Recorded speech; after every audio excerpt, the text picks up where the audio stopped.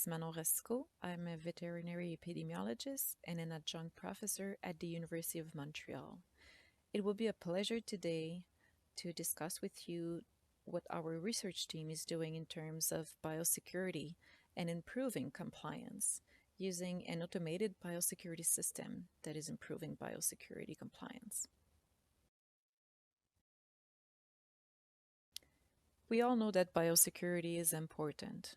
However, based on our previous studies, we have shown that biosecurity compliance is lacking on poultry farms in particular. What you're seeing on the slide right now would be the compliance rate recorded by video surveillance. So you can see that compliance is pretty low for all the basic biosecurity measures. So our team is interested in finding solutions to that problem. A few years ago, we found out that there was a system used in hospital context using an RFID system detecting hand sanitizing for healthcare professionals.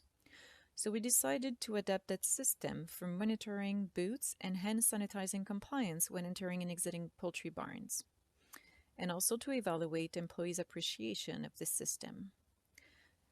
So to make the system work, we tagged personal shoes that should remain in the dirty area.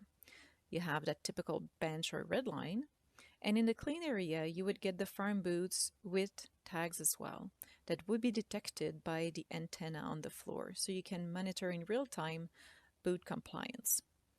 The system is also able to record if the employee or the visitor washed their hands using the hand sanitizer. The system is also able to send alarm, real-time alarm, when there's a biosecurity mistake done, such as wearing personal shoes in the clean area, as well as moving into the clean area with farm boots without washing your hands. So here's a picture of one of the farm we have done a few years ago, where you can see that farm boots, and here the prototype that was used with the antenna, and the tag that would be inserted into the farm boots. Now the results. So based on previous studies, we know that biosecurity for boot and hand washing is pretty low. However, using that system, we were able to almost double biosecurity compliance, which is quite amazing. But the system is also able to send an alarm and record if the employee changed his or her behavior while doing that sequence.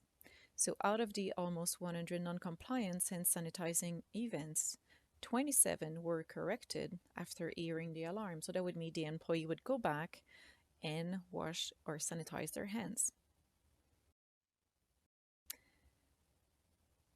Now, using a color scale, you can see what the employees thought of the system. So we had 5 participants so far, and they all agreed that biosecurity was easy to perform, that evaluating biosecurity compliance was relevant, as well as having the alarm when there was a biosecurity mistake.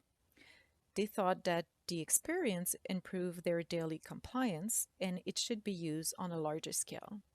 They were not bothered by wearing the tag shoes, and they did not find that project intrusive.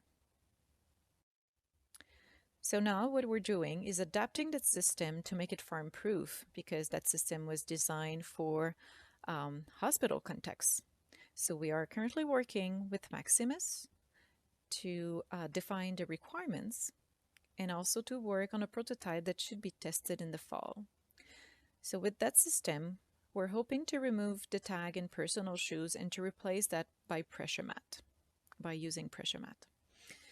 And also, we're hoping the system will be able to lock the doors, giving access to the animals if the sequence was not done properly. So this is basically an easy way to get success by constraining people in complying instead of using other methods that would take more time and effort. So I would like to thank my collaborators on this project, Jean-Pierre Vaillancourt and Maximus, and I will be pleased to take any of your questions. Excellent. So Dr. Racicot is with us now, and a reminder that if you have questions, please type them into the Q&A box and I will read those off. Um, I will just give people a chance to type those in. But Dr. Racicot, if you could, what would you say was the biggest challenge of the system that you laid out in your research? So far, the system that was designed in a hospital context was not clearly adapted for farms. So, for example, I think it would be quite difficult to wash it often and to put water pressure on it and so on. So I think Maximus will be able to address that gap because they're already involved onto different farms in different industries. So we'll be working on that in particular. Thank you. So a question we have is, what is the cost to install a system like this? That's a very good question. So the system that was designed in France was quite expensive. We don't know yet the cost of the system that we're working on because right now we're at the prototype level. However, in the swine industry, there are companies offering producers to install cameras and to provide almost real-time feedback when they are seeing biosecurity mistakes, and that is quite expensive. So in the US, some producers are using that to monitor the biosecurity compliance, but really the cost of the cameras and also the cost of monitoring is very expensive. So we're hoping with an automated system that would allow to do trend analysis and to be able to provide real-time feedback would be much more effective and would cost less to the producers. So we'll be in a position probably in a year to give you what could be the cost to commercialize that product. Excellent. Again, if you have any questions, please type them in. Just one additional question. Do you see this as an evolution that potentially all farms, so farms currently usually have some sort of security system and some have cameras and that. Do you see that in future that basically all farms would have a system of this type? Well, that's what we're hoping. I think having a monitoring system is needed if we want to improve biosecurity compliance. So it's just to find a way to monitor that. And right now it's very difficult. Like we've been through the camera pathway, and believe me, that's quite painful. You don't want to watch all these videos. It's quite time consuming. So yeah, we need to find other ways of doing things. And by constraining people to comply, that might be another avenue that we did not explore yet. Thank you for that.